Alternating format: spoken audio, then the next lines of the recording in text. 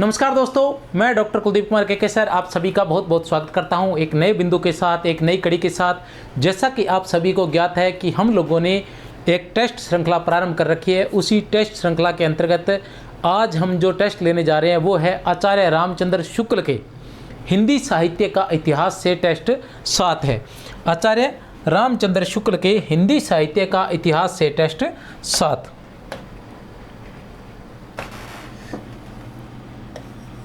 आचार्य रामचंद्र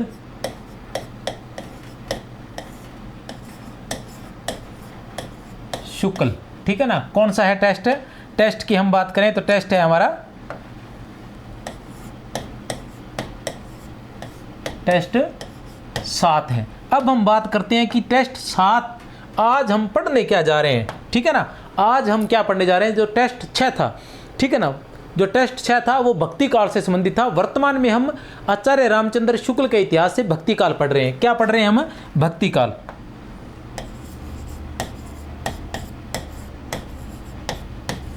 भक्ति काल आचार्य रामचंद्र शुक्ल के हिंदी साहित्य के इतिहास में भक्ति काल कितने प्रकरणों में है? 6 प्रकरणों में है, जिसमें से प्रकरण 1 और प्रकरण 2 ये हमने कल मतलब ये पहले हम पढ़ चुके हैं। प्रकरण 1 और प्रकरण 2 जो है ये पहले पढ़ चुके हैं। प्रकरण 1 और प्रकरण 2 क्या है? ये है टेस्ट 6 में, ये हम टेस्ट 6 के अंतर्गत पढ़ चुके हैं। प्रकरण 1 और प्रकरण 2, ठीक है। प्रकरण 1 और प्रकरण 2 में क्या था? प्रकरण 1 में था भक्ति काल का सामान्य परिचय,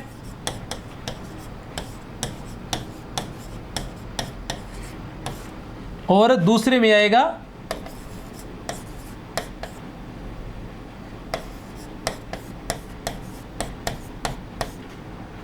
निर्गुण काव्य ज्ञानाश्रयी शाखा, ठीक है ना। निर्गुण काव्य ज्ञानाश्रयी शाखा। और आज हम पढ़ने जा रहे हैं वो है प्रकरण 3। प्रकरण 3 जो है वो क्या है? टेस्ट 7।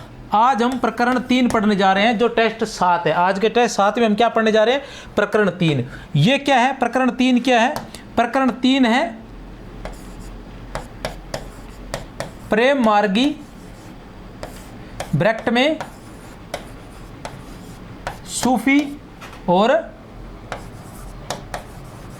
काव्य या शाखा, ठीक है। तो आज हम प्रेम मार्गी काव्य पढ़ने जा रहे हैं टेस्ट 7 के अंतर्गत।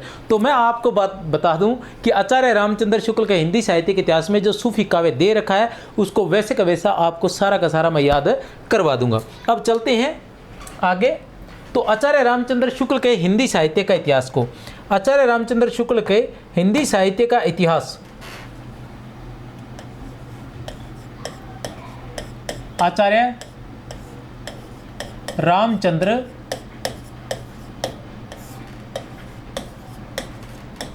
शुक्ल वर्णित प्रमुख सूफी कवि। हाँ, एक बात मैं बताना भूल गया आपको। जैसे आपने देखा था कि जब हम कल पढ़ कर गए थे तो उस वक्त मैंने क्या पढ़ा था कि भक्ति काल के सामान्य परिचय में टेस्ट 6 में नामदेव और ज्ञानदेव को विस्तार से पढ़ा था। उसके अलावा सूफी काव्य, भक्ति काल की जो अन्य कृष्ण काव्य, राम काव्य, उसकी भी कुछ भूमिकाएं हम यहाँ पढ़ चुके थे। टेस्ट 6 में उसके बारे में विस्तार से पढ़ा दिया। नहीं देखा तो आप देख लेना। फिर निर्गुण काव्य के अंतर्गत हमने देखा था कि निर्गुण काव्य के अंदर जो ज्ञानाश्रयी शाखा है, ज्ञानाश्रयी शाखा के अंदर हमने 8 संतों को विस्तार से पढ़ा था। प्रमुख रूप से 8 संत थे उसके अंदर, और जो अन्य संत है थोड़े से वो अलग थे। जगजीवन दास हो गया, दुर्लभ दास हो गया, तुलसी साहब हो गया, भीखा साहब हो गया, पलटू साहब हो गया, उन सबको हमने थोड़ा सा उनके केवल नाम आए हैं। आज हम जो प्रेम मार्गी शाखा पढ़ने जा रहे हैं उसमें भी प्रमुख रूप से कितने कवियों का वर्णन करते हैं आचार्य रामचंद्र शुक्ल? 8 कवियों का। कितने कवियों का? 8 कवियों का ही वर्णन कर रहे हैं। उन 8 कवियों के बारे में मैं आप सभी को विस्तार से बताऊंगा अच्छे से, ठीक है। ये है प्रेम मार्ग की शाखा। इसके प्रमुख 8 कवि हैं जिनको एक ट्रिक के माध्यम से पूरा का पूरा हिंदी साहित्य का इतिहास आपको याद करवा दिया जाएगा।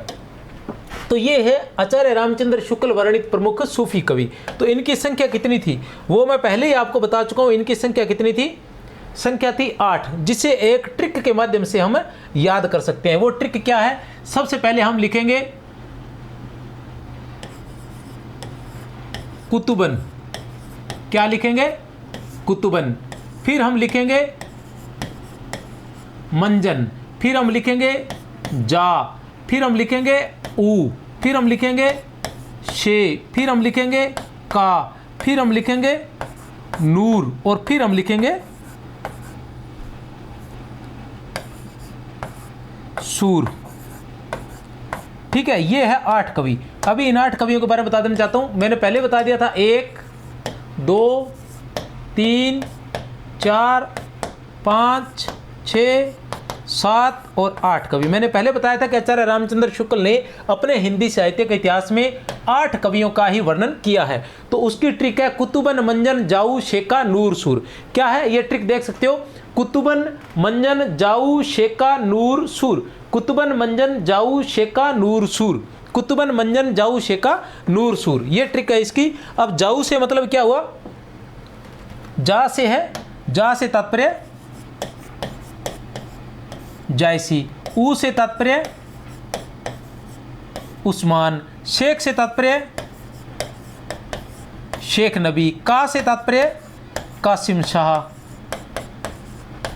नूर से नूर मोहम्मद, और सूर से सूरदास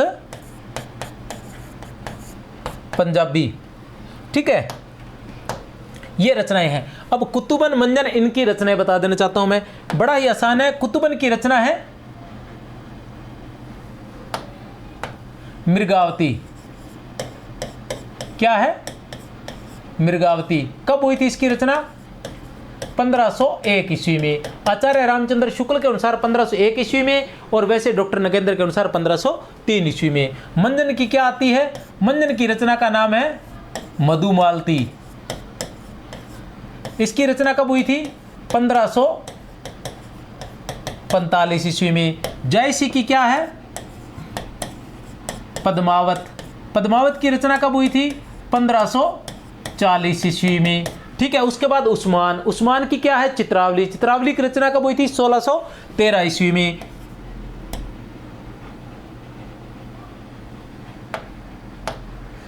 चित्रावली।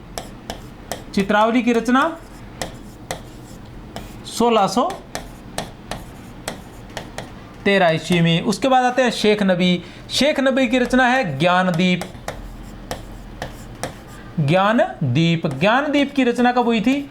1619 ईस्वी में। और कासिम शाह। कासिम शाह की रचना है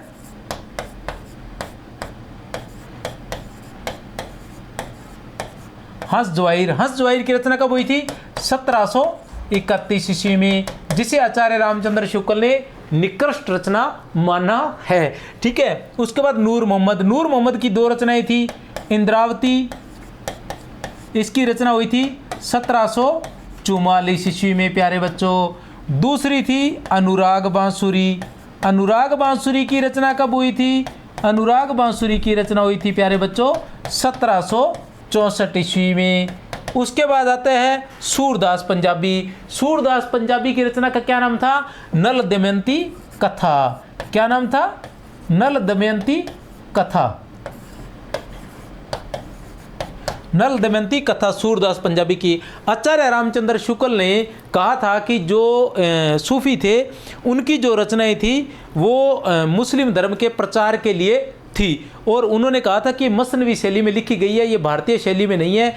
और उन जब तक वो मतलब जब तक जिस समय उन्होंने इतिहास लिखा था उस समय तक ये 8 ही रचनाएं मिली थी, और उनमें एकमात्र हिंदू कवि सूरदास पंजाबी थे, जिसके बारे में वो लिखते हैं कि एकमात्र हिंदू कवि कौन है? सूरदास पंजाबी। आचार्य रामचंद्र शुक्ल के हिंदी साहित्य के अनुसार एकमात्र हिंदू सूफी कवि कौन थे? सूरदास पंजाबी। उनकी रचना का नाम क्या था? नल दमयंती कथा। अब इनकी एक ट्रिक और बताता हूं, बड़ी आसान ट्रिक है। आप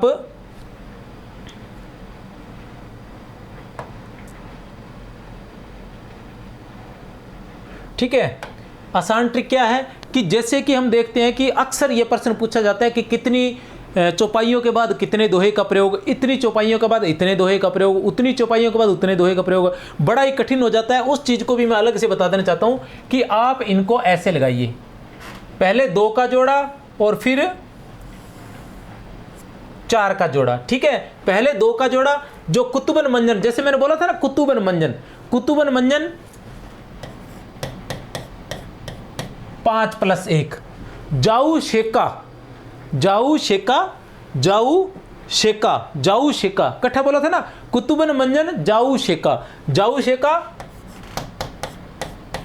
7 + 1, कुतुबन मंजन 5 + 1, जाऊ शेका 7 + 1, और नूर सूर, नूर सूर को अलग अलग कर लेंगे। नूर सूर में जो इंद्रावती है वो तो है 5 + 1, और जो अनुराग बांसुरी है वो है चौपाई प्लस बरवई, चौपाई प्लस बरवे। अब इनको याद करने का बड़ा आसान तरीका है कि जो कुतुबन मंजन है उनमें 5-5 चौपाइयों के बाद या अर्दालियों के बाद एक दोहे का प्रयोग किया गया है, 5-5 चौपाइयों या अर्दालियों के बाद एक दोहे का प्रयोग किया गया है। और जो जाऊ शेका नूर सूर है, इन रचनाओं में पद्मावत में, चित्रावली में, ज्ञानदीप में, हंस ज्वाहिर में, इनके अंदर 7-7 अर्दालियों के बाद एक दोहे का प्रयोग किया गया है। फिर जो इंद्रावती आती है नूर मोहम्मद की, इंद्रावती में तो क्या है 5 चौपाइयों के बाद एक दोहे का प्रयोग। और अनुराग बांसुरी, बै से बांसुरी, बै से बरवे, बै से बांसुरी, बै से बरवे, भी बाकी सभी ने चौपाइयों के बाद दोहे का प्रयोग किया है। एकमात्र नूर मोहम्मद ऐसे थे जिन्होंने अपनी रचना अनुराग बांसुरी में किसका प्रयोग किया था, बरवे का प्रयोग किया था, चौपाई के बाद बरवे का प्रयोग किया था। नल दमयंती कथा के बारे में ऐसा कुछ आचार्य रामचंद्र शुक्ल के हिंदी साहित्य के इतिहास में कुछ भी वर्णित नहीं है, ये इनके बारे में है। इसके अलावा जो इनका है एक और है, मतलब ये आचार्य रामचंद्र शुक्ल का बता देता हूँ, कंफ्यूज हो जाएंगे। ये आचार्य रामचंद्र शुक्ल के अनुसार पूरे के पूरे सूफी कवि है। इनके बारे में आगे चलकर विस्तार से हम क्वेश्चन आंसर में देख लेंगे। उनके बारे में भी विस्तार से किस किस में कौन कौन से किस किस प्रकार क्या क्या नाम दिए गए हैं, वो सारी चीज़ें हम क्वेश्चन आंसर में देखेंगे, ठीक है। 1 मिनट, आप चाहें तो स्क्रीनशॉट ले सकते हैं। इनके बारे में एक और बात भी आती है, जैसे इस चीज़ से आप क्या सीख सकते हैं, इस चीज़ से ये सीख सकते हैं, जैसे मृगावती है, ठीक है ना, मृगावती के बाद मधुमालती, तो मृगावती का अनुसरण किसने किया था, तो मंजन ने किया था, 5 चौपाइयों के बाद एक दोहे का प्रयोग। अब उसके बाद आता है कि जो चित्रावली है, चित्रावली के बारे में ये आता है कि किसने अनुसरण किया था इसका, ठीक है ना। चित्रावली के बारे में जैसे रामकुमार वर्मा जो है वो पद्मावत की क्या मानते हैं, इसको पद्मावत की छाया प्रति मानते हैं। डॉक्टर रामकुमार वर्मा चित्रावली को किसकी, पद्मावत की छाया प्रति मानते हैं। अब हम ये भी कह सकते हैं, दूसरा आचार्य रामचंद्र शुक्ल अगर पूछ ले कि उस्मान ने किसका अनुसरण किया था, तो हम कहेंगे कि जायसी का अनुसरण किया था। क्यों किया था जायसी का अनुसरण, तो ये भी आचार्य रामचंद्र शुक्ल लिखते हैं कि जिस प्रकार जायसी ने 7-7 अर्दालियों के बाद, क्योंकि जायसी से पहले क्या था, जायसी से पहले 5-5 अर्दालियों के बाद एक दोहे का प्रयोग होता था। जायसी से पहले क्या था कि 5-5 अर्दालियों के बाद एक दोहे का प्रयोग होता था, लेकिन जायसी ने 7 अर्दालियों के बाद एक दोहे का प्रयोग किया, और उनका ही अनुसरण उस्मान ने अपनी रचना चित्रावली में 1619 ईस्वी में किया, और उसी तरह 7-7 अर्दालियों के बाद एक दोहे का प्रयोग उन्होंने किया था। जो चित्रावली, चलो चलते हैं आगे, क्वेश्चन आंसर करते हैं, ज़्यादा लंबा हो जाता है फिर, ठीक है। इसका काफ़ी बार बता चुका हूँ, बार बार आपको याद हो जाएगा। अगर सारी क्लासें देखोगे ना तो आचार्य रामचंद्र शुक्ल, डॉक्टर नगेंद्र दोनों अच्छे से याद हो जाएंगे, क्योंकि मैंने इनके छोटे छोटे बिंदु भी अलग से करवा रखे हैं, इनकी ट्रिकें भी करवा रखी हैं, और इनके सारे के सारे टेस्ट भी डाल रखे हैं, इनकी PDF भी डाल रहा हूँ। और उसके अलावा एक चीज़ और बता दूँ आपको कि इनको बाद में जैसे ही कोई भर्ती आएगी तो उनको विस्तार से भी कराऊंगा, और बीच में जैसे ही मुझे अवसर प्रदान हुआ मैं जो कठिन बिंदु है उनको विस्तार से भी आपको करवा दूंगा, तो अच्छे से याद हो जाएंगे। बस वीडियो देखते जाना। मधुमालती में है, मधुमालती में क्या है, देखिए पहला ही क्वेश्चन आ गया हमारे पास कि मधुमालती में है 5 चौपाइयों पर एक दोहा, 7 चौपाइयों पर एक दोहा, 3 चौपाइयों पर एक दोहा, कोई नहीं। तो क्या था, सबसे पहले हमारा नाम क्या था, कुतुबन मंजन, और मंजन की क्या थी, मधुमालती, और कुतुबन मंजन किया था मैंने, ऐसे लिखा था हमने, कुतुबन मंजन ऐसे लगाया था, और आगे लिखा था 5 + 1, मतलब 5 अर्दालियों के बाद एक दोहे का प्रयोग। तो क्या है, 5 चौपाइयों पर एक दोहे का प्रयोग, उत्तर है ए। उत्तर है हमारे पास ए प्यारे बच्चों।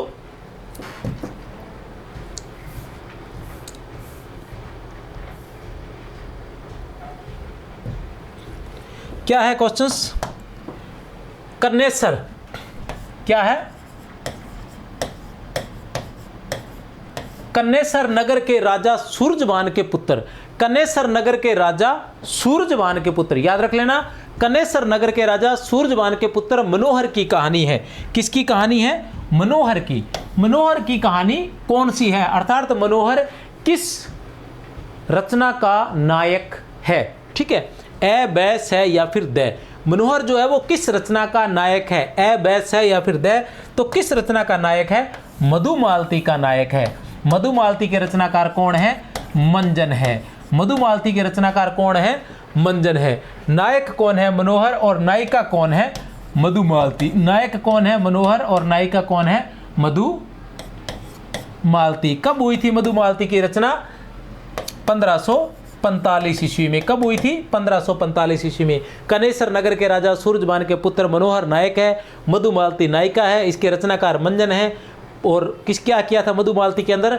मधुमालती में क्या था? 5+1 का अनुसरण हुआ था। किसका हुआ था? 5+1 का अनुसरण हुआ था। ताराचंद और प्रेमा किस सूफी रचना के पात्र हैं? ताराचंद और प्रेमा जो है वो किस सूफी रचना के पात्र हैं? ए बैस है या फिर द? ए बैस है या फिर द? तो किस सूफी रचना के पात्र है? मधुमालती के। ताराचंद क्या है? उपनायक है। क्या है? उपनायक। उपनायक कौन है? उपनायक। और प्रेमा क्या है? उपनायिका। प्रेमा क्या है? उपनायिका है। उपनायक कौन है? उपनायक है ताराचंद। और उपनायिका कौन है? प्रेमा। किस रचना की बात चल रही है? मधुमालती। मधुमालती का नायक कौन है? मनोहर। नायिका कौन है? मधुमालती। रचना कब हुई थी? 1545 ईस्वी में। किसने की थी? मंजन ने। किसने रचना की थी? मंजन की रचना 1545 ईस्वी में। अब इसमें क्या हुआ था कि इसमें ऐसा होता है कि एक बार जो अप्सराएं जो होती है वो मनोहर को उठाकर ले जाती हैं और मधुमालती के पास छोड़ देती है। मधुमालती के पास छोड़ देती है। वो दोनों एक दूसरे से मिलते हैं और मनोहर उसको कहता है कि मैं जन्मों जन्मों से तुमसे ही प्रेम करता आया हूँ और इस जन्म में भी तुमसे ही प्रेम करूँगा। उसके बाद क्या है कि उन दोनों वो जो अप्सराएं होती है वो मनोहर को वहाँ से उठाकर वापस उसके महल में छोड़ देती है। इसका कहने का मतलब शायद लिखा तो ऐसे ही है आचार्य रामचंद्र शुक्ल के इतिहास में। इसका मतलब ये हो सकता है कि सपने की बात कर रहे हैं, सपने में। ठीक है, इधर मनोहर चल पड़ता है किसको? मधुमालती को प्राप्त करने के लिए निकल पड़ता है। तो रास्ते में उसके सैनिकों के साथ चलता है, लेकिन समुद्र के अंदर जो है तूफान आ जाता है जिससे उसके सारे सैनिक डूब जाते हैं। वो अकेला किसी तरह से किनारे पर आ जाता है और जिस वीरान जंगल में पहुँचता है वहाँ पर कोई राक्षस जो है वो प्रेमा को उठाकर ले आता है और जो मनोहर है उस प्रेमा को उस राक्षस से बचाता है। उस राक्षस से बचाने के बाद प्रेमा का जो पिता है वो कहता है कि मनोहर से आप मनोहर से शादी कर लीजिए, लेकिन मनोहर उससे विवाह नहीं करता। उल्टा प्रेमा जो है मनोहर को अपना भाई बना लेती है और मनोहर को कहती है कि मैं तुझसे वादा करती हूँ या मैं ये प्रण करती हूँ कि मैं भी तुम्हारी जो मधुमालती है उससे तुम्हारी शादी या तुम्हारा विवाह जो मधुमालती से अवश्य करवाऊंगी। मैं तुम्हारा मिलन उससे करवाऊंगी। किससे? मधुमालती से। ठीक है, उधर जो मधुमालती होती है ये आचार्य रामचंद्र शुक्ल के इतिहास में वर्णित है। बता देता हूँ, थोड़ा सा कहानी है, अच्छे सुन लो।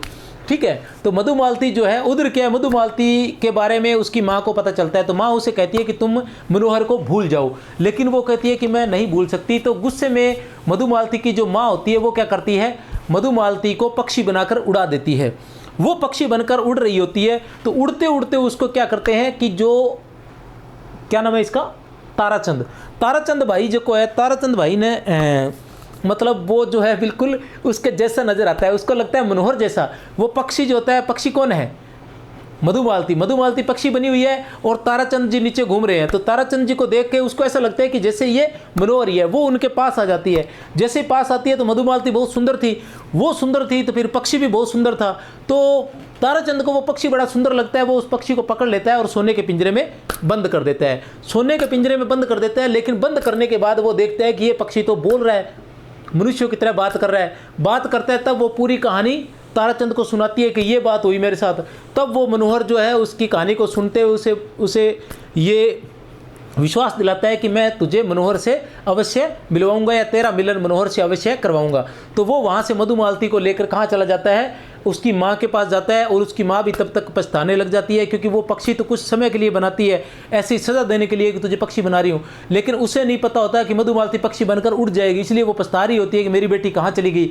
तो वो वापस उसको मतलब इंसान के रूप में इंसान का रूप दे देती है। और फिर वो जो मनोहर वहाँ से लेकर उधर से प्रेमा आ जाती है और उनका दोनों का मिलन हो जाता है। और उधर से वो साथ साथ रहते हैं। तो प्रेमा का और जो ताराचंद है उनका भी आपस में प्रेम हो जाता है और उनका भी विवाह हो जाता है। इस तरह से ये सुख शांति से कहानी खत्म हो जाती है। कौन सी? मधुमालती। देखत ही पहचाने, ठीक है ना, देखत ही पहचाने तो ही यही रूप जही छंद्र्यो मोही, यही रूप बुत है छुपाना, यही रूप रब सृष्टि समाना, यही रूप शक्ति और शिव, यही रूप त्रिभुवन कर जीव, यही प्रगटे बहु भेषा।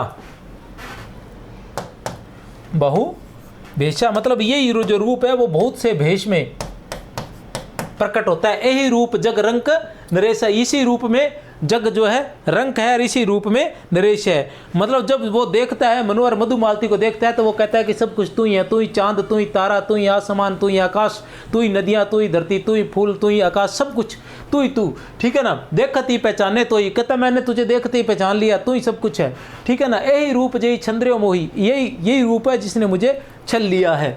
यही रूप बुत छपाना, यही रूप रब सृष्टि समाना, ये रूप अब मुझे रब के समान है। जैसे वो शाहरुख खान वाली फिल्म है ना कि तुझ में रब दिखता है, तो उस तरह से अपने मनोहर को मधुमालती में रब दिखने लग जाता है। तो उत्तर बता दिया, चलो ठीक है। किससे ली गई ये पंक्तियाँ, ठीक है ना। उपयुक्त पद कई बार भावनाओं में बह जाते हैं। उपयुक्त पद की सूफी रचना से उद्धृत है, तो किससे है? मधुमालती से। चलो अपने को तो बताने से मतलब है, ठीक है ना। यहाँ आप भी पढ़ नहीं आए हो ज़्यादा, कौन सा टेस्ट देने आए हो, ठीक है ना। बाकी कोई समस्या हो तो 63 771 24 802 है भैया। कोटि माही एक पैर तपारा, विरह की जगत अविरथा जाही, विरह रूप यह सृष्टि सबाई। उपयुक्त पद किस सूफी रचना से उद्धृत है? उपयुक्त पद किस सूफी रचना से उद्धृत है? ए, बै, से या फिर द? तो किससे है? बै, मधुमालती से। अब देखिए मैंने आपको मधुमालती के बारे में सब कुछ बता दिया है। कितने प्रश्न? 5 प्रश्न आपको मधुमालती के बारे में करवाए हैं। सब कुछ मधुमालती के बारे में आपको ज्ञान हो गया है। पद भी बता दिए हैं। जायसी के पहले 4 काव्यों में किसका उल्लेख नहीं है? जायसी के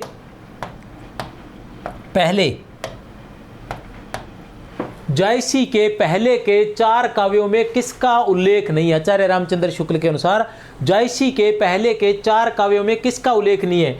मुग्धावती का, क्या है ये? मुग्धावती, मुग्धावती का, मृगावती का, चित्रावली का या प्रेमावती का?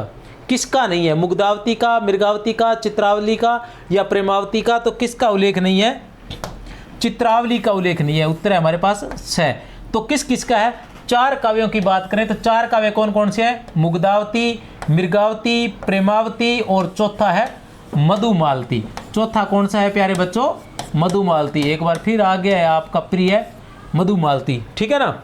मधुमालती, ये 4 है, मुग्धावती, मृगावती, प्रेमावती और मधुमालती। आचार्य रामचंद्र शुक्ल अपने हिंदी साहित्य का इतिहास में प्यारे बच्चों लिखते हैं कि मृगावती और मधुमालती तो मिल गई हमें, ठीक है ना। इसके बारे में तो जानकारी मिल जाती है, लेकिन मुग्धावती और प्रेमावती के बारे में कहीं कोई जानकारी नहीं मिलती है। आज भी ये उपलब्ध नहीं है। ऐसा कौन लिखते हैं प्यारे बच्चों? तो ऐसा लिखते हैं आचार्य रामचंद्र शुक्ल, ठीक है।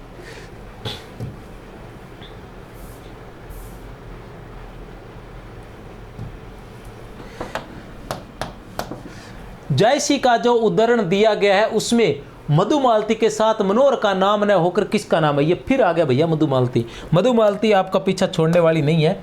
जयसी का जो उदाहरण दिया गया है उसे मधुमालती के साथ मनोहर का नाम, मधुमालती के साथ जो मनोहर का नाम न होकर किसका नाम आया है? एक ए बैस है या फिर द। तो किसका नाम आया है? ए बैस है या फिर द। किसका नाम आया है? खंडावत।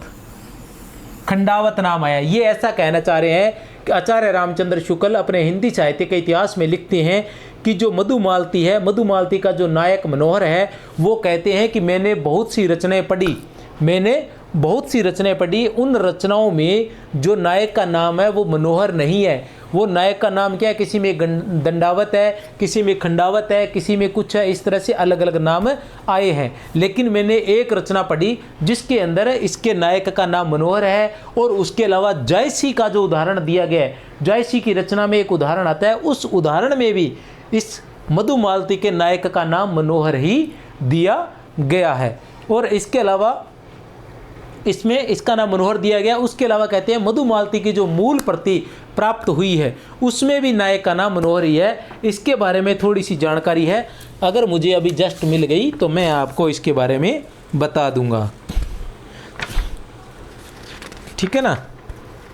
हाँ, मिल गई है मुझे जानकारी, ठीक है। वो जानकारी क्या है कि आचार्य रामचंद्र शुक्ल, मतलब मैं उसी लैंग्वेज में बताना चाहता हूँ, वैसे तो मैंने बता दिया आपको, लेकिन जो लैंग्वेज आचार्य रामचंद्र शुक्ल के इतिहास में लिखी गई है कि आचार्य रामचंद्र शुक्ल जयसी के पहले 4 काव्यों का उल्लेख है। आचार्य रामचंद्र शुक्ल लिखते हैं कि जयसी के पहले 4 काव्यों का उल्लेख है। वो कौन कौन से हैं? मुग्धावती, मृगावती, मधुमालती और प्रेमावती। इनमें से मृगावती व मधुमालती का पता चल गया है, बता दिया मैंने। शेष 2 अभी नहीं मिले हैं। जयसी की पद्मावत में जो उदाहरण दिया गया है उसमें मधुमालती के साथ मनोहर नहीं, खंडावत नाम आया है। उदाहरण क्या है? साधे कुंवर खंडावत जोगू, मधुमालती कर किन्नय वियोगू। साधे कुंवर खंडावत जोगू, मधुमालती कर किन्नय वियोगू। किसने लिखा है? ये जयसी ने लिखा है, याद रख लेना। आचार्य रामचंद्र शुक्ल लिखते हैं मैंने 4 ऐसी प्रतियां देखी हैं। कितनी देखी हैं प्यारे बच्चों? 4 ऐसी प्रतियां देखी हैं जिन सब में नायक का ऐसा नाम लिखा है, जैसे एक में खंडावत है, एक में कुंदावत है, एक में कुंडावत है, एक में गंधावत है। कौन कौन से नाम है? कौन कौन से नाम मिलते हैं आपको याद रह जाएगा, याद करवाने के लिए लिख रहा हूँ। वैसे ज़्यादा बड़ा कोई महत्व यहाँ इन नामों का नहीं है, लेकिन फिर भी ठीक है ना। कौन कौन से नाम है? खंडावत, ठीक है ना। 4 रचनाएं मिली है, चारों के अंदर खंडावत नाम है, और दूसरी में क्या है? कुंदावत, दूसरी में कुंदावत, उसके बाद नाम है कुंडावत और गंधावत, उसके बाद है गंधावत। ये 4 नाम वो बताते हैं कि ये 4 नाम मिले हैं। लेकिन लेकिन लेकिन लेकिन वो कहते हैं कि हस्तलिखित प्रति, उन्हें एक हस्तलिखित प्रति और मिली है जो हिंदू विश्वविद्यालय के पुस्तकालय में पड़ी है। जो हिंदू विश्वविद्यालय के पुस्तकालय में पड़ी है उसमें मधुमालती के नायक का नाम मनोहर ही दिया गया है। उसके अलावा उस्मान की चित्रावली में भी मधुमालती का जो लेख है उसमें कुंवर का नाम मनोहर ही है। उस्मान की चित्रावली में भी मधुमालती का जो उल्लेख है उसमें कुंवर का नाम मनोहर है। मधुमालती होई रूप दिखाना, प्रेम मनोहर होई तय आवा। ये किसमें है? चित्रावली में। 2 पद आ गए हैं। एक किसमें था? जयसी में, जिसमें मधुमालती का नाम, याद रख लेना। ये दोनों ही पद बहुत बहुत बहुत ज़्यादा महत्वपूर्ण है। मैंने व्याख्या में दे दिए हैं, PDF भी आपको मिल जाएगी, ठीक है ना। मधुमालती होई रूप दिखाना, प्रेम मनोहर होई तय आवा। मधुमालती की उपलब्ध प्रतियों में भी मनोहर नाम है। जो मनोहर नाम मिलता है वो कहाँ कहाँ मिलता है? 4 रचनाएं जो मिली हैं उनमें क्या है? मनोहर नाम। ये कौन सी है? 4 रचनाएं जिनका कोई नाम उन्होंने नहीं दिया है, आचार्य शुक्ल ने इनका कोई नाम नहीं दिया है। 4 रचनाएं हैं ये। इन 4 रचनाओं में ये नाम मिलता है, 1 2 3 4। इन 4 रचनाओं में मनोहर नाम नहीं मिलता। इनमें खंडावत, कुंदावत, कुंडावत, गंधावत मिलता है। लेकिन जिनमें मनोहर मिलता है, जिनमें मनोहर नाम मिलता है वो है पद्मावत, ठीक है ना। पद्मावत में भी क्या मिलता है? मनोहर नाम मिलता है। दूसरी है चित्रावली, उसमें भी क्या मिलता है? मनोहर नाम मिलता है। तीसरी है हिंदू विश्वविद्यालय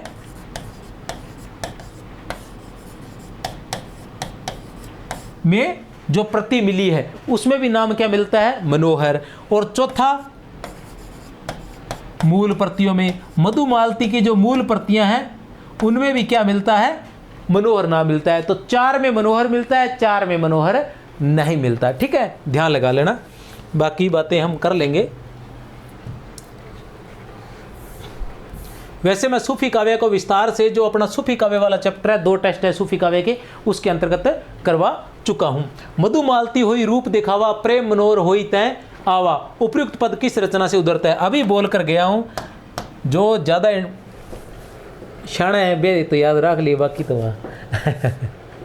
कोई बात नहीं है, याद नहीं है तो भी कोई ऐसी समस्या नहीं है, हो जाएगा याद।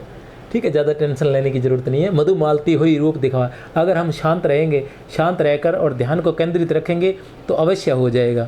ठीक है ना। और अगर हम अशांत रहेंगे, कहीं न कहीं विचलित रहेंगे तो समस्या क्रिएट होती है। शांत रहने पे कोई समस्या क्रिएट नहीं होती है। सारी समस्याएं जो होती है अशांत मन की होती है, शांत मन की कोई समस्या नहीं होती है। शांत मन जो होता है हमेशा सर्वश्रेष्ठ ही रहता है।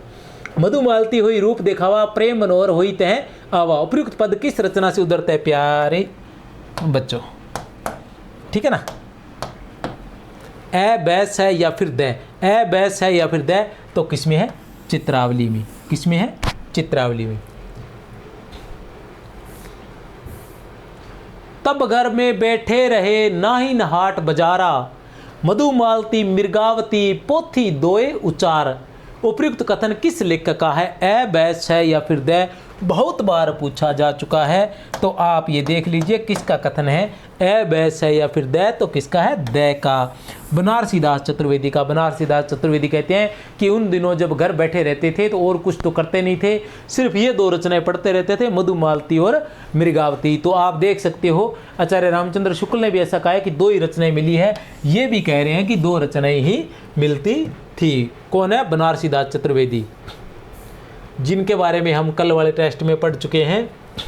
ठीक है, अर्धकथानक जिनकी जो है प्रथम आत्मकथा मानी जाती है। शेर शाह दिल्ली सुल्तानू, चारू खंड तपई जस भानु, ओही छाज राज और पाटू, सब राजा भूहे धरा ललाटू। सब राजा भूहे, भूहे मतलब अपना सर जो है, ललाट जो है, भूहे मतलब धरती, सॉरी, सब राजा भूहे मतलब धरती पर।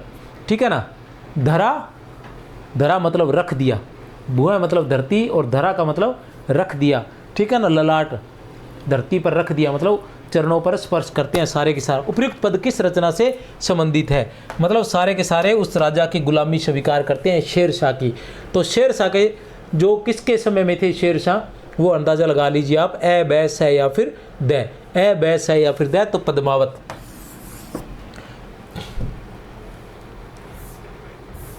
हिंदू हृदय और मुसलमान हृदय, हिंदू हृदय और मुसलमान हृदय आमने सामने करके अजनबीपन मिटाने वालों में इन्हीं का नाम लेना पड़ेगा। आचार्य शुक्ल का उपयुक्त कथन किस सूफी कवि के लिए आया है? आचार्य शुक्ल का कथन किस सूफी कवि के लिए आया है? ए बैस है या फिर द, तो ए जायसी के लिए आया है। कबीर ने केवल भिन्न प्रतीत होती हुई, कबीर ने केवल भिन्न प्रतीत होती हुई परोक्ष सत्ता की एकता का आभास दिया था, जबकि प्रत्यक्ष जीवन की एकता का दृश्य सामने रखने की आवश्यकता बनी हुई थी, जो जायसी द्वारा पूरी की गई। उपयुक्त कथन किस आलोचक का था? उपयुक्त कथन जो है वो किस आलोचक का था? ए बैस है या फिर द, ए बैस है या फिर द, आप सामने देख लीजिए। आचार्य शुक्ल का।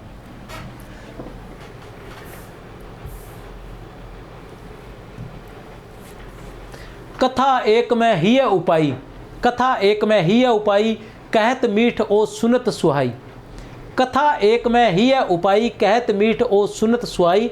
उपयुक्त पंक्तियां किस रचना से उद्धृत हैं? ए बैस है या फिर द, ए बैस है या फिर द, तो किस रचना से उद्धृत है? चित्रावली से। किस रचना से? चित्रावली से।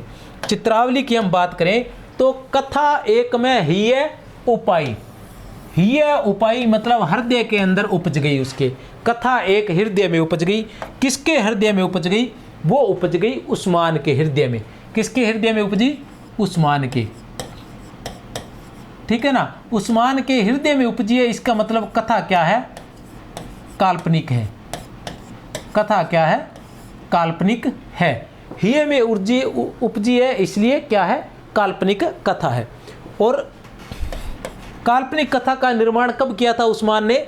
1613 ईस्वी में। इसका नायक कौन था? नायक की बात करें, नायक और नायिका। नायक की हम बात करते हैं तो नायक है इसका सुजान, और नायिका की हम बात करते हैं तो नायिका है इसकी चित्रावली।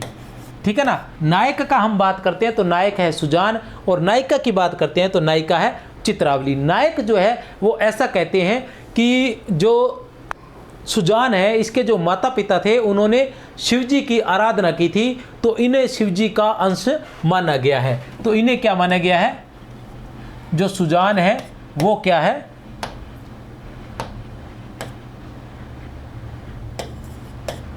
शिव का प्रतीक है। सुजान जो क्या है? सुजान जो क्या है? शिव का प्रतीक है। और चित्रावली जो क्या है? वो क्या है? विद्या की प्रतीक है। ध्यान लगा लेना, चित्रावली जो है वो क्या है? विद्या की प्रतीक है। उसके अलावा एक बंदा इसमें और एंट्री मारता है जिसे सह नायिका कहते हैं, जो क्या है? सह नायिका। सह नायिका कौन है? सह नायिका की हम बात करते हैं, सह नायिका की हम बात करते हैं तो कमलावती। कौन है?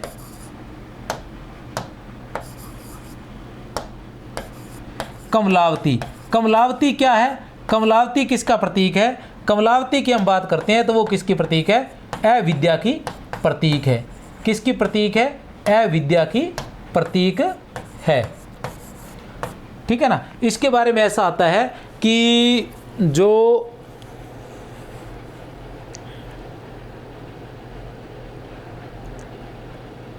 वो मेरे दिमाग से नाम निकल गया, जो एक तो होती है अप्सरें उठाकर लेके जाती है, एक अप्सरें नहीं उठाकर लेके जाती, उसको जो फारसी काव्य होता है, फारसी कहानियाँ होता है, उसके अंदर कुछ बोलते हैं।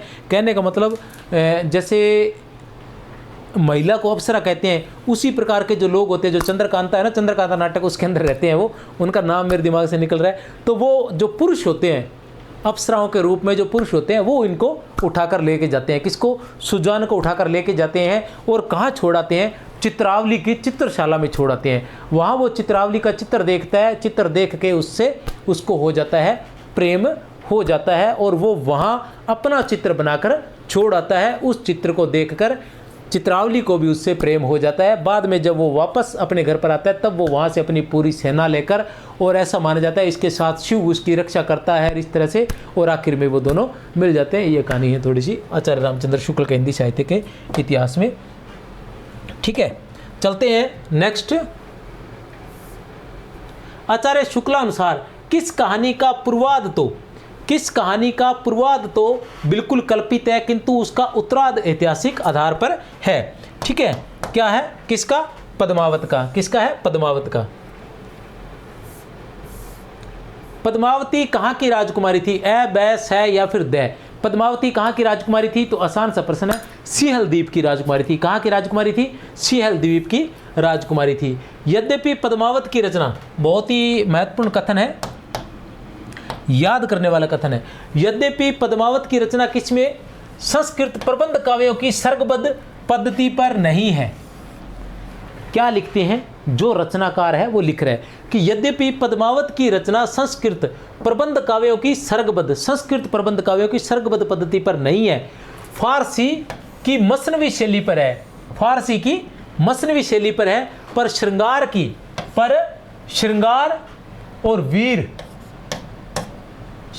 वीर आदि के वर्णन में चली आती हुई भारतीय काव्य परंपरा के अनुसार, श्रृंगार वीर आदि के वर्णन की चली आती हुई भारतीय काव्य परंपरा के अनुसार ही है। श्रृंगार वीर का जो वर्णन है वो भारतीय काव्य परंपरा के अनुसार ही है। इसका पूर्वाध तो एकांत प्रेम मार्ग का ही आभास देता है। इसका पूर्वाध तो क्या है? एकांत प्रेम मार्ग का ही आभास देता है। पर उत्तरार्ध जो है वो लोक पक्ष का विधान है। उत्तरार्ध जो है वो लोक पक्ष का भी विधान है। उपयुक्त कथन किस आलोचक का है? ए, बै, स या फिर द शुक्ल का है, परशुराम चतुर्वेदी का है, गणपति चंद्रगुप्त का है या डॉक्टर बच्चन सिंह का है? किसका है? तो ये है आचार्य रामचंद्र शुक्ल का। आचार्य रामचंद्र शुक्ल क्या लिखते हैं? आचार्य रामचंद्र शुक्ल लिखते हैं कि पद्मावत की रचना क्या है? संस्कृत के प्रबंध काव्यों की सर्गबद्ध पद्धति के आधार पर नहीं हुई है। आचार्य रामचंद्र शुक्ल जायसी के बारे में क्या लिखते हैं कि इसकी रचना संस्कृत के प्रबंध काव्यों की तरह सर्गबद्ध पद्धति पर नहीं हुई है। इसकी जो रचना शैली है वो मसनवी शैली है। पद्मावत की जो रचना शैली है वो मसनवी शैली है। कौन कह रहे हैं? आचार्य रामचंद्र शुक्ल। फिर आचार्य रामचंद्र शुक्ल लिखते हैं कि इसमें जो वीर और श्रृंगार रस का वर्णन हुआ है, इसमें जो वीर और श्रृंगार रस का वर्णन हुआ है वो भारतीय परंपरा चली आती हुई भारतीय परंपरा के अनुसार ही हुआ है। भारतीय परंपरा के अनुसार ही हुआ है। इसका जो पूर्वाध है उसमें तो एकांत प्रेम का ही अनुसरण है या एकांत प्रेम ही दिखाया गया है। एकांत प्रेम मार्ग का ही अनुसरण किया गया, एकांत प्रेम मार्ग ही दिखाया गया है। लेकिन जो उत्तरार्ध है उसमें लोक पक्ष का विधान भी किया गया है। ये बात आपने याद रखनी है। अलग अलग टुकड़ों में पूछी जा सकती है। प्रबंध काव्य ये इतना सा पूछा जा सकता है, फिर दूसरा पूछा जा सकता है, फिर ये तीसरा पूछा जा सकता है। ये सभी पे अलग अलग प्रश्न पूछे जा सकते हैं, आप ध्यान लगा लें। तन चितौर मन राजा कीना, तन चितौर मन राजा कीना ही है। ये क्या है? ये है तन चितौर मन राजा कीना ही है सियल बुद्धि पद्मनि चीना। तन चितौर मन राजा कीना ही है सियल बुद्धि पद्मनि चीना। गुरु सुआ जही पंथ दिखावा बिन गुरु जगत को निर्गुण पावा। ठीक है ना? गुरु सुआ जही पंथ दिखावा बिन गुरु जगत को निर्गुण पावा। तो उपयुक्त पंक्तियां किस रचना से उद्धृत है? ठीक है, ए, बै, स या फिर द तो बहुत आसान है। किस रचना से उद्धृत है? पद्मावत से। किस रचना से है? पद्मावत से उद्धृत है। तन चितौड़, चितौड़ को तन के प्रतीक के रूप में बताया गया है।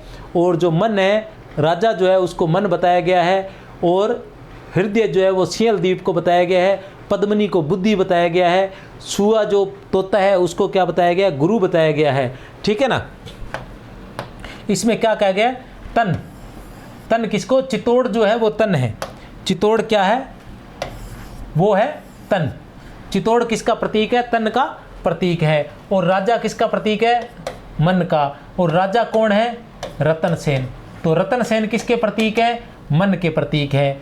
और जो हृदय है, सियल द्वीप जो है वो हृदय का प्रतीक है। और उस हृदय जो बुद्धि जो है वो पद्मनी का प्रतीक है। अर्थात पद्मनी किसका प्रतीक है? बुद्धि का प्रतीक है। और रतन सेन किसका प्रतीक है? मन का प्रतीक है। ठीक है ना? रतन सेन किसका प्रतीक है? मन का। और पद्मनी जो है वो किसका प्रतीक है? बुद्धि का प्रतीक है। और जो सुआ जो तोता है वो गुरु का प्रतीक है, क्योंकि वही मार्ग दिखाता है। वो तोता ही बताता है रतन सेन को कि तू क्या सोच रहा है। इस प्रकार एक पद्मावती नाम की रानी है, वो बहुत सुंदर है। ठीक है ना? तो इसलिए वो फिर उसको प्राप्त करने के लिए जाता है। उस्मान कहाँ के रहने वाले थे? उस्मान जो है वो कहाँ के रहने वाले थे? उस्मान कौन से? चित्रावली के रचनाकार। जिन्होंने चित्रावली की रचना की थी वो उस्मान कहाँ के रहने वाले थे? ए, बै, स या फिर द तो कहाँ के रहने वाले थे? गाजीपुर के। उस्मान कहाँ के रहने वाले थे? गाजीपुर के रहने वाले थे। उस्मान के बारे में पहले बता चुका हूँ मैं आप सभी को। देखू देत हूँ आपन अंसा अब तोरे होइयो निज बंसा। देखू देत हूँ आपन अंसा अब तोरे होइयो निज बंसा। उपयुक्त पंक्तियाँ किस रचना से उद्धृत है? ए, बै, स या फिर द। ए, बै, स या फिर द तो किससे है?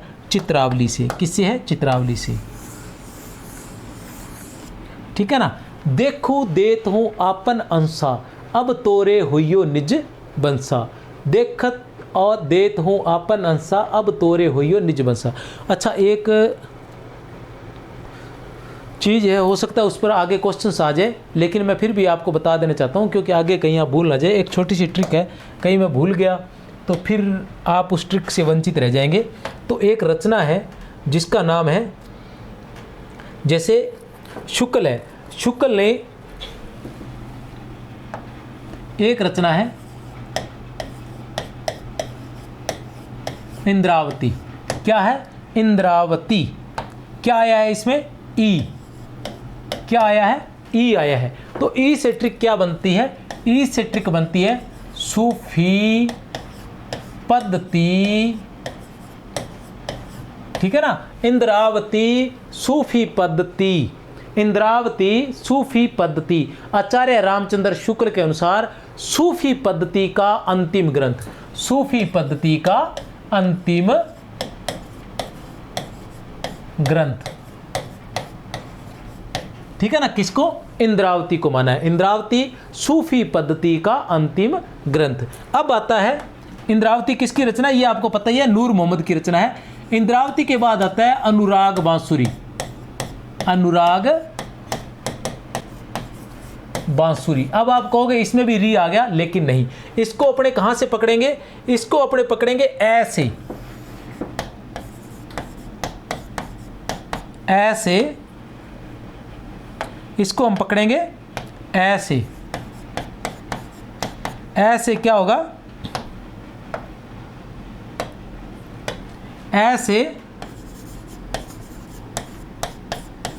अखंडित परंपरा। जहां अखंडित परंपरा आएगा वहां क्या होगा? अनुराग बांसुरी। ऐसे अखंडित परंपरा और ऐसे अनुराग बांसुरी। तो क्या आचार्य रामचंद्र शुक्ल के अनुसार सूफी काव्यों की अखंडित परंपरा, ठीक है ना, अनुराग बांसुरी पर समाप्त होती है। आचार्य रामचंद्र शुक्ल के अनुसार सूफी काव्यों की अखंडित परंपरा अनुराग बांसुरी पर समाप्त होती है। अनुराग बांसुरी, बै से बांसुरी और बै से बाकी सभी में क्या था? आचार्य रामचंद्र शुक्ल के अनुसार चौपाइयों के बाद दोहे का प्रयोग होता है, अर्दालियों के बाद दोहे का प्रयोग होता है। लेकिन अनुराग बांसुरी, बांसुरी में क्या है? चौपाइयों के बाद बरवे का प्रयोग होता है। किसका? बरवे का प्रयोग होता है। अनुराग बांसुरी बै से बरवे, बरवे का प्रयोग होता है, ठीक है ना। बाकी इनके बारे में पता ही है, ये 1744 में, ये 1764 में। किसकी है? ये दोनों के दोनों नूर मोहम्मद की है। इसमें 5+1 का क्रम है, इसमें क्या है? चौपाइयों के बाद दोहे का क्रम है। ये मेरे बीच में याद आ गया क्योंकि इस तरह से आचार्य रामचंद्र शुक्ल द्वारा पूछा जाता है। आचार्य रामचंद्र शुक्ल का हिंदी साहित्यिक इतिहास में ऐसी बात आती है। एक बात और है, अगर मुझे अभी मिल गई तो अभी बता दूंगा, नहीं तो फिर वेट करना पड़ेगा आप सभी को।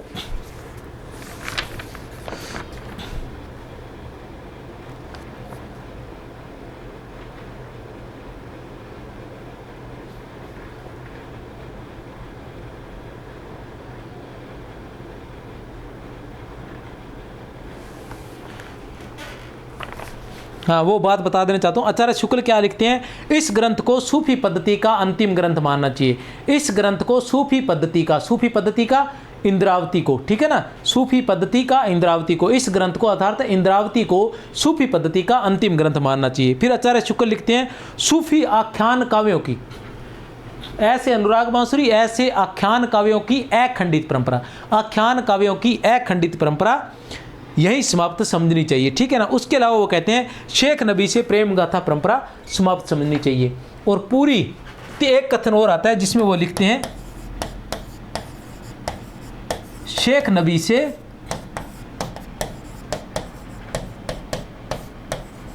प्रेम गाथा परंपरा समाप्त समझनी चाहिए। ये तीन है जो एक जैसे हैं, कंफ्यूज हो जाते हैं। शेख नबी से प्रेम गाथा परंपरा समाप्त समझनी चाहिए। प्रश्न संख्या 20, उस्मान कृत चित्रावली की रचना कब हुई थी? आसान है, 1613 ईस्वी में, कोई समस्या नहीं है। 1613 ईस्वी में उस्मान कृत चित्रावली कहाँ की राजकुमारी थी? चित्रावली जो है वो कहाँ की राजकुमारी थी? बैस है या फिर द, तो रूपनगर की राजकुमारी थी। और उस्मान कहाँ का था? वो गाजीपुर का था, ठीक है ना। और जो सुजान था, चित्रावली का नायक कौन है? सुजान, ठीक है ना। सुजान जो है वो कहाँ का था? नेपाल का राजकुमार था। कहाँ का था? नेपाल का राजकुमार। सुजान कहाँ का था? नेपाल का राजकुमार था। शेख नबी कहाँ के रहने वाले थे? शेख नबी कहाँ के रहने वाले थे? ए, बै, से या फिर दै। शेख नबी कहाँ के रहने वाले थे? तो वो कहाँ के रहने वाले थे? जौनपुर के रहने वाले थे। शेख नबी कहाँ के रहने वाले थे? जौनपुर के। शेख नबी बहुत महत्वपूर्ण है। क्यों महत्वपूर्ण है थोड़ा सा बता देना चाहता हूँ मैं, ज़्यादा तो नहीं है। शेख नबी की रचना का क्या नाम है? शेख नबी की रचना की नाम बात करें तो शेख नबी की रचना का नाम है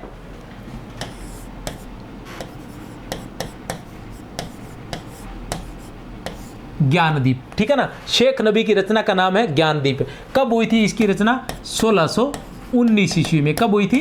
1619 ईस्वी में। और शेख नबी जो है वो कहाँ के रहने वाले थे? जौनपुर के रहने वाले थे। और सबसे महत्वपूर्ण बात जो शेख नबी के बारे में आती है वो ये आती है, आचार्य रामचंद्र शुक्ल लिखते हैं कि शेख नबी से, एक बार फिर से लिख देता हूँ याद हो जाएगी, शेख नबी से प्रेम गाथा परंपरा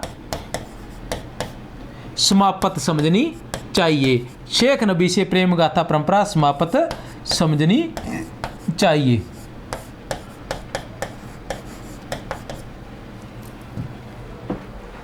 फिर आता है प्रश्न संख्या 23। जायसी ने वर्णमाला के एक एक अक्षर को लेकर, जायसी ने वर्णमाला के एक एक अक्षर को लेकर, क्या है?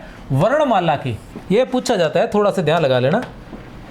वर्णमाला के एक एक अक्षर को लेकर सिद्धांत संबंधी तत्वों से भरी, सिद्धांत संबंधी तत्वों से भरी चौपाइयां किस रचना में कही है? ए, बै, से या फिर दै। तो किस में कही है? अखरावट में। किस में? अखरावट में। अब इसमें क्या है कि वर्णमाला तो हमें याद होता है कि वर्णमाला से संबंधित कौन सी रचना है? अखरावट है। लेकिन सिद्धांत संबंधी तत्वों की रचना, सिद्धांत संबंधी तत्वों से भरी रचना कौन सी है? अखरावट है। ये ध्यान रखना अलग से। अखरावट में किस में रचना हुई है? चौपाइयों में। किस में हुई है? चौपाइयों में। याद रखना है। अचानक से पूछ लो कि अखरावट की रचना किस छंद में हुई है? चौपाई में, दोहा में, या उलाला में, या छप्पे में, किस में हुई है? तो चौपाइयों में हुई है। इससे अलग अलग चीज़ें हमें याद रखनी है, भूलना नहीं है। अचानक से हम पढ़ जाते हैं, फिर वहाँ अचानक दिमाग से निकल जाता है। जायसी की किस रचना में क़यामत का वर्णन है? क़यामत से क़यामत तक, आमिर खान। क़यामत से क़यामत तक, आमिर खान की, और शायद जूही चावला की बहुत ही महत्वपूर्ण मूवी है। देखने में कोई फ़ायदा नहीं है, जब सिलेक्शन हो जाए तब आराम से बैठ के देखते रहना। तो ए, बै, से या फिर दै। तो क़यामत का वर्णन किस में होता है? आखिरी कलाम में। किस में है? आखिरी कलाम में। करो मोहम्मद शाह बखानू, करो मोहम्मद शाह बखानू, सूरज है दिल्ली सुल्तानों की। सूरज, दिल्ली का सुल्तान जो है वो सूरज के समान है। ठीक है, बाकी सब उसके आगे गौण है। धर्म पंथ जग बीच चलावा, धर्म का पंथ जो है संसार के अंदर चला रहे हैं। निबर न सबरे सो दुख पावा, बहुते सलातिन जग केरे, आई साहस बने हैं चेहरे। वो बहुत बड़े बड़े सल्तनत के राजा जो है वो सारे के सारे उसके चेले बने पड़े हैं। सबका ऊपर दया धरी।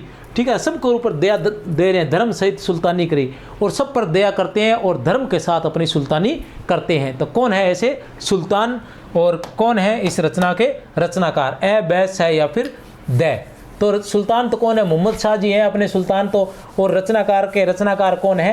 ए, बै, से या फिर दै। तो कौन है? किस रचना से सची? इंद्रावती से। किस रचना से लिया गया है? इंद्रावती से। इंद्रावती क्या है? इंद्रावती है सूफी पद्धति का अंतिम ग्रंथ। सूफी पद्धति का अंतिम ग्रंथ। इंद्रावती के रचनाकार कौन है? नूर मोहम्मद है। इंद्रावती की रचना कब हुई थी? 1744 ईस्वी में। इंद्रावती में क्या प्रयोग किया है? 5 चौपाइयों के बाद एक दोहे का प्रयोग किया गया है। हंस जुवाहिर के रचनाकार हैं। हंस जुवाहिर के रचनाकार है कौन है? ए, बै, से या फिर दै। तो कासिम शाह है। हंस जुवाहिर की रचना के रचनाकार कौन है? कासिम शाह है। कासिम शाह, इसकी रचना कब हुई थी? 1731 ईस्वी में। कब हुई थी? 1731 ईस्वी में हुई थी। क्या है इसमें? 7 अर्दालियों के बाद एक दोहे का प्रयोग किया गया है। 7 अर्दालियों के बाद एक दोहे का प्रयोग किया गया है हंस जुवाहिर में। ठीक है ना, हंस जुवाहिर राजा हंस के मतलब प्रेम की कथा है। राजा हंस।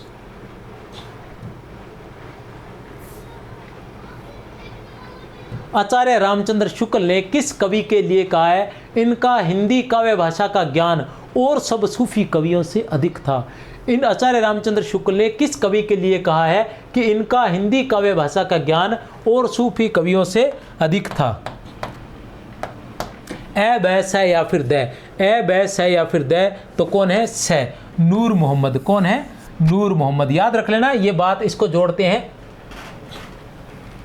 हिंदी काव्य भाषा का ज्ञान, हिंदी काव्य भाषा का ज्ञान, ठीक है ना। किसको था? नूर मोहम्मद को। जानत है मैं सृजनहारा जो कछु है मन मर्म हमारा, कि वो सृजनहारा सब कुछ जानता है कि मेरे मन में, मेरे मर्म में क्या है, वो सब कुछ जानता है। हिंदू मग पर पाँव न रखूं, मैंने हिंदू मग पर कभी पाँव नहीं रखा है, मतलब मैंने हिंदू धर्म को ग्रहण नहीं किया है, ठीक है ना। का जो बहुते हिंदी बाकी, फिर क्या हो गया, जो मैं हिंदी में अपनी रचनाएं करता हूं। तो ऐसा कहा जाता है कि ये किसकी रचना, पहले उत्तर बता देता हूं। उपयुक्त पंक्तियां किस रचना से उद्धृत है? ए बैस है या फिर द, ए बैस है या फिर द, ए बैस है या फिर द, तो किस रचना से उद्धृत है? अनुराग बांसुरी से। अब मैं बताता हूँ इसकी कहानी। आचार्य रामचंद्र शुक्ल के अनुसार एक्चुअली में क्या था कि जो नूर मोहम्मद थे, ये रचना किसकी है? नूर मोहम्मद की है। ये पंक्तियां किसकी है? नूर मोहम्मद की है। नूर मोहम्मद ने जो पहली रचना लिखी थी इंद्रावती, जो इंद्रावती लिखी थी 1744 ईस्वी में, उसमें उन्होंने हिंदी भाषा का थोड़ा सा विस्तार से वर्णन कर दिया था। और इसी के लिए पीछे आचार्य रामचंद्र शुक्ल भी लिखते हैं कि अन्य सूफी कवियों से इनको हिंदी भाषा का ज्ञान थोड़ा सा ज़्यादा था। इसलिए पिछले क्वेश्चंस में आचार्य रामचंद्र शुक्ल लिख के गए हैं कि इनको अन्य कवियों से हिंदी भाषा का ज्ञान थोड़ा ज़्यादा था। तो इन्होंने अपनी पहली रचना जो इंद्रावती थी 1744 ईस्वी में लिखी थी, उसमें हिंदी भाषा का वर्णन या थोड़ा सा ज़्यादा अच्छी हिंदी में वो लिख दी थी। लेकिन उससे जो मुस्लिम कवि थे या अन्य जो भी इनके साथी थे, उन्होंने इन पर आरोप लगाए। तो उन्हीं आरोपों को दूर करने के लिए फिर इन्होंने लिखा था कि जानत है मैं सृजनहारा जो कुछ है मन मर्म हमारा, हिंदू मग पर पाँव न रखा। मैंने हिंदू धर्म को ग्रहण नहीं किया है, हिंदू धर्म के पर मैंने पैर नहीं रखा है, उस रास्ते पर मैं नहीं चला हूँ। तो फिर दूसरी रचना उनकी कौन सी थी? अनुराग बांसुरी। कौन सी रचना थी? अनुराग बांसुरी।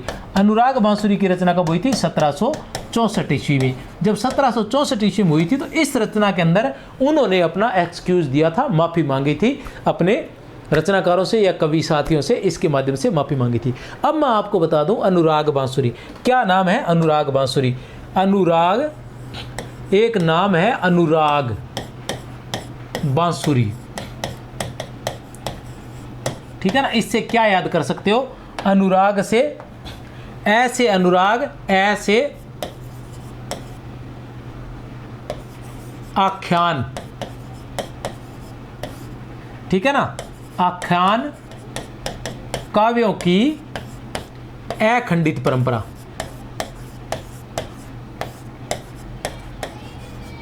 ठीक है ना।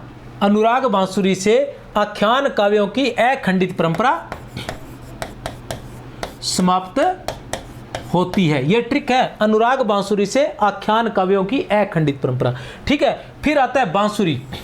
बांसुरी से क्या आता है? बरवई का प्रयोग। सभी ने क्या किया था? सभी ने तो किया था दोहों का प्रयोग चौपाई के बाद, लेकिन अनुराग बांसुरी में इन्होंने उस सारी तोड़ने के लिए, उस क्रम को तोड़ने के लिए इन्होंने किसका प्रयोग कर दिया था? बरवे का प्रयोग कर दिया था। बांसुरी से बरवे का प्रयोग। फिर बांसुरी से और आते हैं बाखेऊ। क्या आता है? बाखेऊ या हिंदी बाखा, बाखेऊ, यह है ना हिंदी बाखेऊ, हिंदी बाखेऊ, बरवे बाखेऊ। तो इस तरह से ये तीन जो बातें हैं हम यहाँ से याद कर सकते हैं। और हिंदी बाखेऊ, इन्हें हिंदी भाषा का ज्ञान था, ऐसा कौन कहते हैं? आचार्य रामचंद्र शुक्ल कहते हैं। कोशिश कर रहा हूँ आसान तरीके से आप सभी को याद करवाने की। अगर बार बार एक ही चीज़ आ रही है तो थोड़ा सा सोच लें, क्योंकि मैं याद करवाने की कोशिश कर रहा हूँ आप सभी को। क्योंकि बच्चे जो होते हैं बहुत इंटेलिजेंट भी होते हैं, सिंपल भी होते हैं। इंटेलिजेंट बच्चे तो वैसे ही हो जाता है, लेकिन जो आसान बच्चे हैं उनके लिए थोड़ा सा प्रयास कर रहा हूँ, जो थोड़ा सा मेरे जैसे हिसाब गई दिमाग गया वहाँ वास्ते कोशिश लग रही हूँ, ठीक है। किस रचना में चौपाइयों के बीच में, क्योंकि वे भी नौकरी लग जाए, कोई लेक्चरर बन जाए तो गाड़ी चालन लग जाए बढ़िया, ठीक है ना। वो आजकल गाड़ो चालन नहीं रामदेवरा को कि लोगां की चाल है गाड़ी, यारां को गाडो चालेगो, गाडो चालेगो, गाडो चालेगो। तो बिया नौकरी नहीं तो गाड़ी चलेगी, और जो नौकरी लाग जाएगा तो फिर गाडो ही चालेगो, ठीक है। किस रचना में चौपाइयों के बीच में दोहे न लिखकर बरवे का प्रयोग किया गया है? यह कॉन्फिडेंस भी तब आता है जब नौकरी लगी होती है कि लोगों की चलती है गाड़ी, यारांगो गाडो चालेगो, ठीक है ना। तो वो कॉन्फिडेंस भी तभी आता है, नौकरी लगे बिना कॉन्फिडेंस भी नहीं आता। किस रचना में चौपाइयों के बीच में दोहे न लिखकर बरवे का प्रयोग किया? कोई समस्या नहीं, अनुराग बांसुरी में बता चुके हैं, बड़ा ही आसान है, बार बार रिवाइज करवा चुका हूँ, ठीक है। आचार्य रामचंद्र शुक्ल ने किस ग्रंथ को सूफी पद्धति का अंतिम ग्रंथ माना है? आचार्य रामचंद्र शुक्ल ने किस ग्रंथ को सूफी पद्धति का, आचार्य रामचंद्र शुक्ल ने किस ग्रंथ को सूफी ई, ठीक है ना, पद्धति ई, तो क्या हो गया? इंद्रावती, इंद्रावती, ये पद्धति, सॉरी पद्धति सही लिखा है क्या ये, और उसमें से, ठीक है ना। तो किस में लिखा है? इंद्रावती में, इंद्रावती को मानना है, पद्धति सही है, ठीक है ना। आचार्य रामचंद्र शुक्ल ने किस रचना को बहुत निम्न कोटि की रचना कहा है? मैं पहले बता चुका हूं आपको, आचार्य रामचंद्र शुक्ल ने किस रचना को बहुत निम्न कोटि की रचना कहा है? ए बै स या फिर द, ए बै स या फिर द, तो किसको कहा है? हंस जवाहिर को। कासिम शाह कृत 1731 ईस्वी में कासिम शाह कृत हंस जवाहिर को उन्होंने बहुत ही निम्न कोटि की रचना कहा है। इसके बारे में वो क्या लिखते हैं वर्बली थोड़ा सा बता देना चाहता हूँ आपको, जैसा आचार्य रामचंद्र शुक्ल लिखते हैं वही चीज़ बता देना चाहता हूँ आपको। वो क्या लिखते हैं कि इनकी रचना बहुत निम्न कोटि की है, इन्होंने जगह जगह जायसी की पदावली और पर तक ली है, इन्होंने जगह जगह जायसी की पदावली तक ली है, पर वो प्रौढ़ता उसमें नहीं है।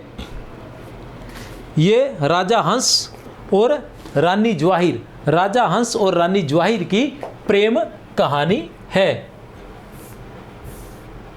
मोहम्मद शाह दिल्ली सुल्तानू का मन गुन ओही के बखानू, छाजे पट छत्तर सिर ताजू, नावई शीस जगत के राजू, रूपवंत दर्शन मुराता, भागवंत ओई किन विदाता, दर्भवंत धर्म में ही पूरा, ज्ञानवंत खड़ग में सूरा। ए बैस है और द, उपयुक्त पंक्तियां किस रचना से उद्धृत हैं? उपयुक्त पंक्तियां किस रचना से उद्धृत है? हंस जवाहिर से। किससे है? हंस जवाहिर से, याद रख लेना किससे? हंस जवाहिर से। हंस जवाहिर में कौन सी है? मोहम्मद शाह दिल्ली सुल्तानू, ये तो सभी में आता है, इसकी ट्रिक मैंने दूसरे में बताई हुई है, ठीक है ना। बाकी रख लेना छाजे पाठ सिर ताजू, छाजे पाठ सिर ताजू हंस जवाहिर, छाजे पाठ सिर ताजू हंस जवाहिर, ठीक है ना। छाजे ताजू, ठीक है ना, क्या है? हंस जवाहिर। तो प्यारे बच्चों ये था हमारा प्रकरण 3। अगला जो टेस्ट होगा हमारा प्रकरण 4 का रहेगा, ठीक है। प्रकरण 4 के अंतर्गत आएगा राम काव्य और 5 में आएगा कृष्ण काव्य। तो शायद 4 और 5 का टेस्ट रहेगा, तो आप उसके लिए तैयार रहें। जय हिंद, जय भारत, बहुत बहुत शुभकामनाएं, बहुत बहुत शुभकामनाएं, बहुत बहुत शुभकामनाएं।